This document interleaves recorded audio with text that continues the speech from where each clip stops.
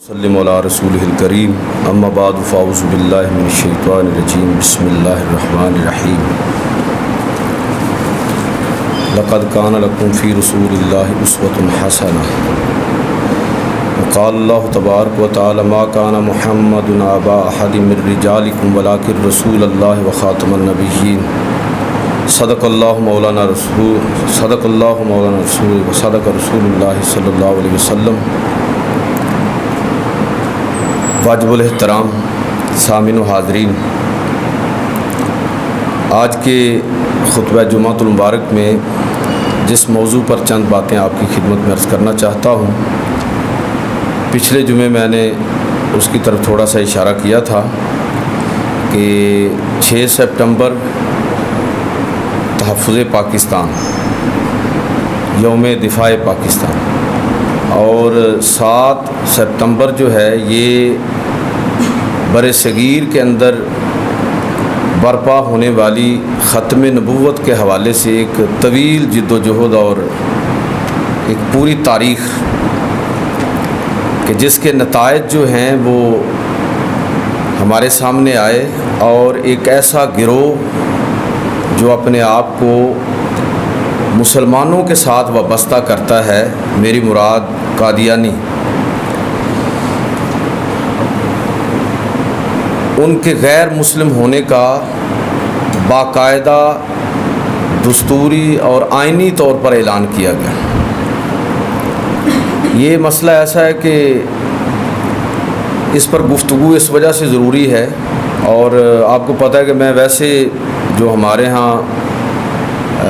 داخلی ہمارے گروہ ہیں، دیوبندی، بریلوی، اہل حدیث وغیرہ وغیرہ، اہل تشیع، تو میں اس موضوع پر تو گفتگو نہیں کرتا، لیکن یہ قادیانیوں کے حوالے سے گفتگو اس لیے کرنا ضروری ہے کہ یہ ایک بنیادی عقیدے پر حملہ کرنے والے لوگ ہیں، ختم نبوت کے عقیدے پر۔ اس لیے چونکہ یہ معاملہ بڑا ہی حساس ہے، اور لوگ بسا اوقات اس وجہ سے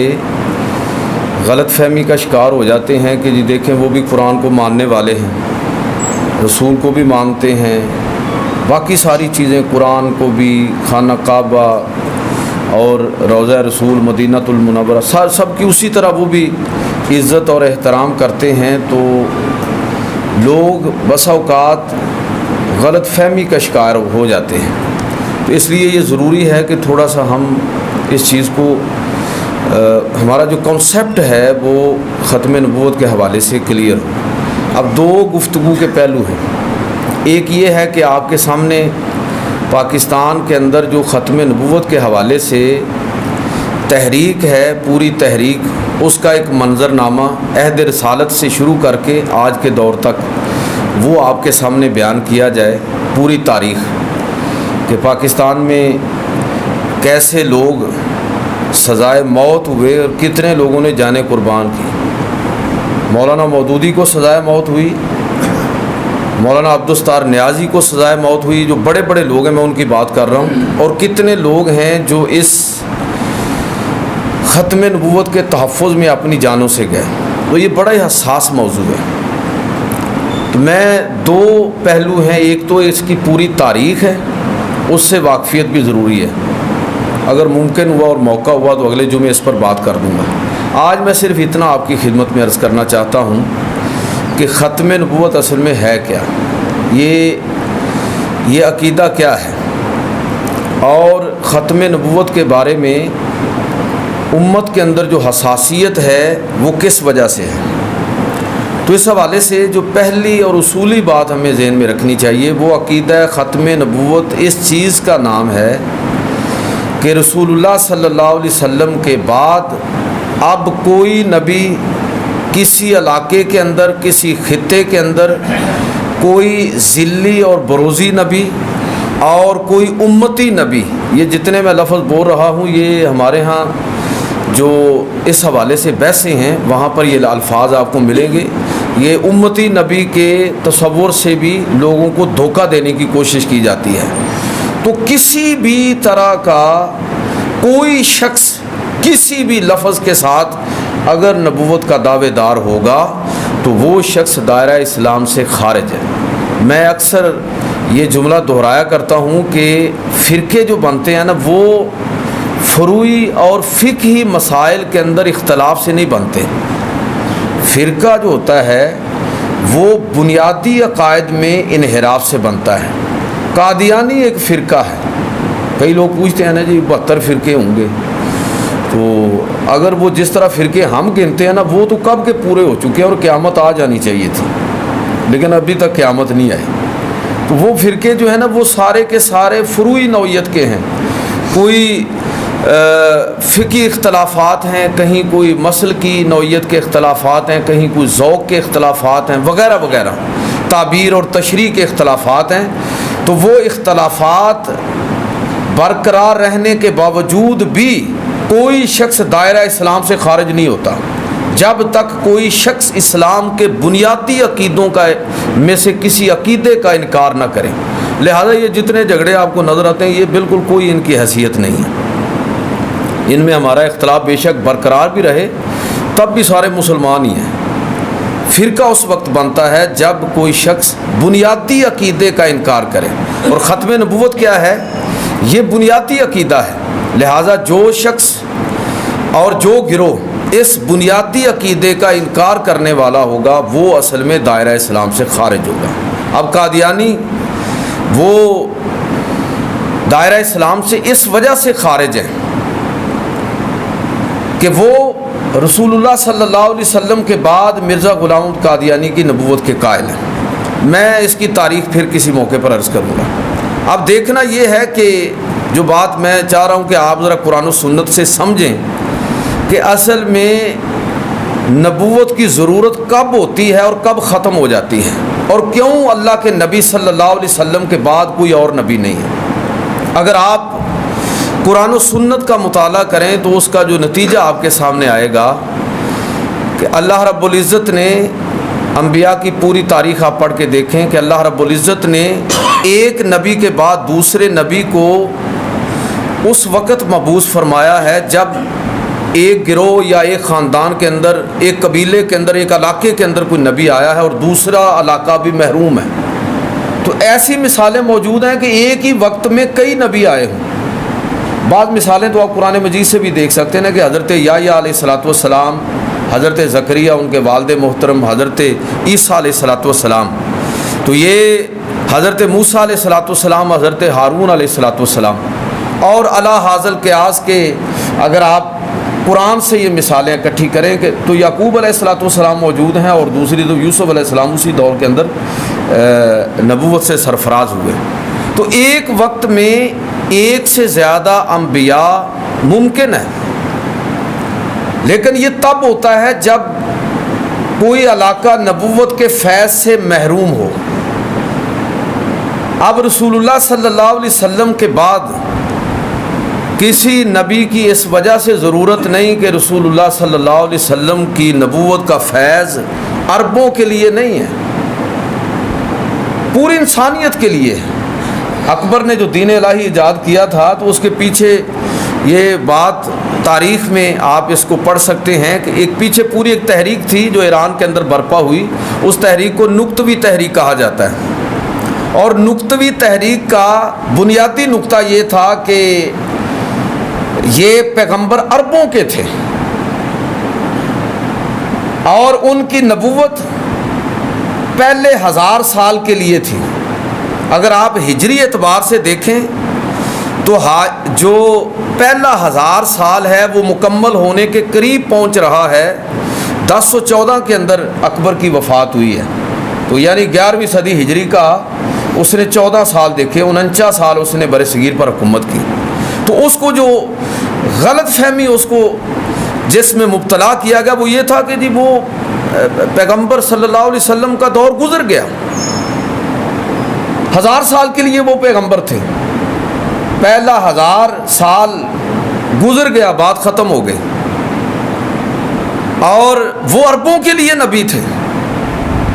اب اگلی ہزاری ہے اور اگلا دور ہے، تو اس میں اب اصلاح دین کی دوبارہ ریفارمز کی ضرورت ہے. تو یہ تھا پیچھے اصل میں فلسفہ جس کی بنیاد پر اکبر نے دین الہی کی بنیاد رکھی. تو میں جو عرض کرنا چاہتا ہوں کہ یہ بات قرآن نے واضح کر دی کہ اللہ کے پیغمبر صلی اللہ علیہ وسلم وہ آپ کے بعد کسی اور نبی کی اس وجہ سے کوئی گنجائش اور ضرورت نہیں بچی کہ آپ صلی اللہ علیہ وسلم کی نبوت کسی خاص علاقے اور خاص لوگوں کے لیے نہیں تھی بلکہ پوری انسانیت کے لیے. قل یا ایھا الناس انی رسول اللہ الیکم جمیعا وما ارسلناک الا رحمۃ للعالمین. یعنی جس طرح قرآن مجید نے اللہ تعالیٰ کا تعارف رب العالمین کے ساتھ کروایا ہے کہ وہ سب جہانوں کا رب ہے، قرآن مجید کا تعارف ذکر للعالمین کے ساتھ کروایا کہ یہ سب جہانوں کے لیے یہ نصیحت ہے، عربوں کے لیے صرف نہیں ہے، عجم کے لیے نہیں ہے. اسی طرح رسول اللہ صلی اللہ علیہ وسلم کا جو تعارف کروایا گیا تو وہ رحمت للعالمین کے الفاظ کے ساتھ سب جہانوں کے لیے رحمت. تو ایک بات کہ یہ تاریخ نبوت سے ہمیں پتہ چلتا ہے کہ نئے نبی کی گنجائش عقلی طور پر کب ہوتی ہے، تو وہ گنجائش ختم ہو گئی. رسول اللہ صلی اللہ علیہ وسلم کی نبوت عالمگیر نبوت ہے، گلوبل نبوت ہے رسول اللہ صلی اللہ علیہ وسلم کی. رسول اللہ صلی اللہ علیہ وسلم عربوں کے نبی نہیں تھے، اور میں یہ عرض کروں کہ صرف مسلمانوں کے نبی نہیں تھے، پوری انسانیت کے نبی تھے. جب وہ پوری انسانیت کے لیے پیغمبر رسول بن کر آئے ہیں تو اب کسی خاص گروہ کے لیے کسی نئے نبی کا جواز گھڑنے کی کوشش کرنا یہ قرآن و سنت کی بنیادی تعلیم کے خلاف ہے. لہٰذا ایک بات جو اصولی طور پر سمجھ آتی ہے قرآن مجید پڑھتے ہوئے کہ کیوں حضور صلی اللہ علیہ وسلم پر نبوت کا خاتمہ کیا گیا، اس لیے کہ آپ صلی اللہ علیہ وسلم کی نبوت پوری انسانیت کی طرف ہے. باقی جتنے بھی پیغمبر آئے ہیں ان کا مسئلہ کیا رہا کہ وہ کسی خاص علاقے، کسی خاص گروہ یا کسی قوم کے لیے آئے. حضرت عیسیٰ علیہ السلام وہ اپنے حواریوں کو مخاطب کرتے ہوئے کہتے ہیں، یہ 4 انجیلیں جو ہیں وہ معروف ہیں عیسائیوں کے اندر، متی، یوحنا، لوکا اور مرکس. یہ 4 انجیلیں ہیں جس پر عیسائیوں کا اتفاق ہے. ویسے انجیلیں ان کے ہاں کو 65 سے بھی زیادہ ہیں. ان میں سے انجیل متی کا جو 10واں باب ہے اور اس کی آیت نمبر 5 اور 6 وہ میں آپ کو سنا دیتا ہوں تاکہ آپ کو یہ سمجھ آ جائے کہ آج بھی اناجیل کے اندر، بائبل کے اندر اس بات کی گواہی موجود ہے کہ پہلے پیغمبر کس طرح خاص علاقے اور خاص لوگوں کے لیے آئے تھے. ان کی نبوت عالمگیر نہیں تھی، ان کے بعد اگلے نبی کی گنجائش تھی. حضرت عیسیٰ علیہ السلام نے اپنے حواریوں کو مخاطب کرتے ہوئے فرمایا جب ان کو دعوت اور تبلیغ کے لیے بھیجا،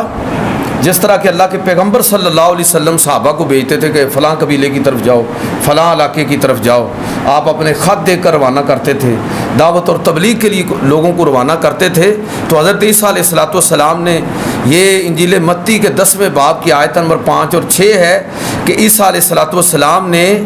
اپنے حواریوں کو مخاطب کرتے ہوئے فرمایا کہ جاؤ اور لوگوں کو اسلام کی دعوت دو. دین ایک ہی رہا ہے ہر دور میں، اسلام ہی ہے. یہ بعد میں کسی نے اس کا نام یہودیت رکھ دیا، کسی نے عیسائیت رکھ دیا، کسی نے اور رکھ دیا. تو ان کو اسلام کی طرف، خدا کی طرف دعوت دو. اور کن لوگوں کی طرف ان کو بھیجا؟ عیسیٰ علیہ السلام کی یہ سٹیٹمنٹ انجیل متی کا حصہ ہے. سماعت فرمایا ذرا کہ غیر قوموں کی طرف نہ جانا اور سامریوں کے کسی شہر میں داخل نہ ہونا بلکہ اسرائیل کے گھر کی کھوئی ہوئی بھیڑوں کے پاس جانا. یہ کون کہہ رہے ہیں؟ عیسیٰ علیہ السلام اپنے داعیوں کو، اپنے مبلغین کو کہ تم کسی اور قوم کی طرف نہ جانا، نہ سامریوں کی طرف، نہ غیر اسرائیلیوں کی طرف.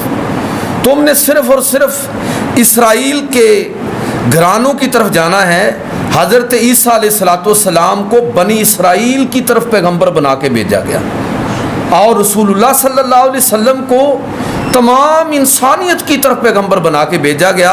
یا ایھا الناس انی رسول اللہ علیکم جمیعا، اے لوگوں مجھے تم سب کی طرف پیغمبر رسول بنا کے بھیجا گیا ہے. لہٰذا یہ بات کہ رسول خدا صلی اللہ علیہ وسلم کی نبوت جو ہے آپ کے بعد کسی اور نبی کی اس وجہ سے گنجائش ختم ہو گئی کہ آپ کی نبوت عالمگیر اور گلوبل ہے، ہمیشہ قیامت تک کے لیے ہے، سب انسانوں کے لیے ہے، سب خطوں کی طرف ہے۔ وہ احمد ندیم قاسمی کی نظم کا ایک بڑا مصرع، ایک بڑا شعر، بڑا خوبصورت نعت ہے کہ اوروں کا جو ماضی تھا ہزاروں کا صحیح، کہ اوروں کا جو ماضی تھا ہزاروں کا صحیح، اب جو تا حشر کا فردہ ہے وہ ہے تنہا تیرا۔ اب قیامت تک رسول اللہ صلی اللہ علیہ وسلم کی ختم نبوت کا ڈنکا بجے گا، اور اب آپ ہی سب کے نبی اور رسول ہیں۔ اب ہدایت اللہ تعالیٰ نے آپ کی اطاعت اور فرما برداری کے اندر رکھی ہے، اب کوئی اور شخص ہدایت کے لیے ہمارے لیے رہبر اور رہنما نہیں ہے۔ اس نقطے کو سمجھنے کی ضرورت ہے۔ ختم نبوت کا مطلب یہ ہے کہ صرف اور صرف رسول کی اطاعت کی جائے گی، اب باقی سب شخصیات کی نفی ہے۔ یہ جو ہم علماء کے پیچھے چلتے ہیں تو اس لیے نہیں کہ ہم کو ان کی اطاعت کرتے ہیں، ہم پیروں کے ہاتھ پر بیعت کو اس لیے نہیں کرتے کہ ہم ان کی اطاعت کے اپنے آپ کو پابند کر رہے ہیں، نہیں، بلکہ پیر اور علماء اور ہمارے مذہبی رہنما وہ اس چیز کے پابند ہیں، اور ہمارے لیے ان کی فرما برداری، اطاعت اور ان کی سنگت ان معنوں میں ہے کہ وہ خدا اور رسول کے حکم کے مطابق ہماری رہنمائی کرے، ہمیں اللہ اور اللہ کے رسول کے حکم کے مطابق لے کر چلیں۔ یاد رکھیے کہ میں اکثر یہ جملہ دہرایا کرتا ہوں کہ اگر کوئی شخص آپ کو، کوئی عالم، کوئی پیر، کوئی رہنما، کوئی مقتدی ایسا ملے کہ جو خدا اور رسول کی تعلیم کو چھوڑ کر آپ کو اپنی ذات کی طرف دعوت دیتا ہوا نظر آ جائے تو سمجھ لیں کہ وہ اس رستے سے ہٹ گیا ہے جس کی دعوت اللہ نے قرآن مجید کے اندر دی ہے اور رسول اللہ صلی اللہ علیہ وسلم نے اپنی ختم نبوت کے ذریعے دی ہے۔ لہٰذا اب قیامت تک کے لیے ہمارے لیے عالم بھی وہ عالم قابل احترام ہے، اور اس کے پیچھے ہم چلیں گے جو ہمیں بتائے گا کہ رسول اللہ صلی اللہ علیہ وسلم کا رستہ کیا ہے، جو ہمیں یہ بتائے گا کہ قرآن مجید کی تعلیم کیا ہے۔ کوئی شخص ہمارے لیے اب قیامت تک کے لیے اگر رہبر رہنما ہے تو وہ محمد عربی صلی اللہ علیہ وسلم کی ذات ہے، اللہ تعالیٰ کا کلام ہے، رسول اللہ صلی اللہ علیہ وسلم کی سنت ہے۔ ختم نبوت کا مطلب یہ ہے کہ اب باقی ساری شخصیات ان کی نفی ہو گئی، ایون کہ جو دوسری بنیادی بات جس میں یہ بات عرض کرنا چاہوں گا، ایون کہ باقی پیغمبروں کی اطاعت اور فرما برداری بھی اب رسول اللہ صلی اللہ علیہ وسلم کی اطاعت اور فرما برداری کے اندر جمع ہو گئی ہے، رسول اللہ صلی اللہ علیہ وسلم کی سنت کے اندر سمٹ کر آ گئی ہے۔ قرآن مجید فرقان حمید حضرت آدم علیہ السلام سے لے کر رسول اللہ صلی اللہ علیہ وسلم تک جو کچھ نازل ہوا، قرآن مجید ان تمام تعلیمات کا مجموعہ ہے، اور قرآن مجید فرقان حمید ان تمام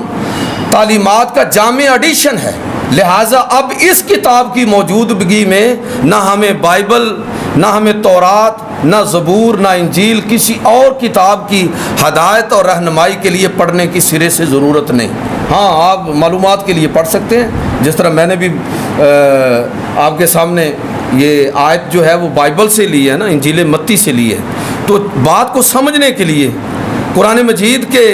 کسی نقطے کی مزید وضاحت کے لیے ہم اسرائیلی روایات لے سکتے ہیں۔ ہدایت اور رہنمائی کے لیے اب ہمارے لیے رسول اکرم صلی اللہ علیہ وسلم کی ذات کافی ہے۔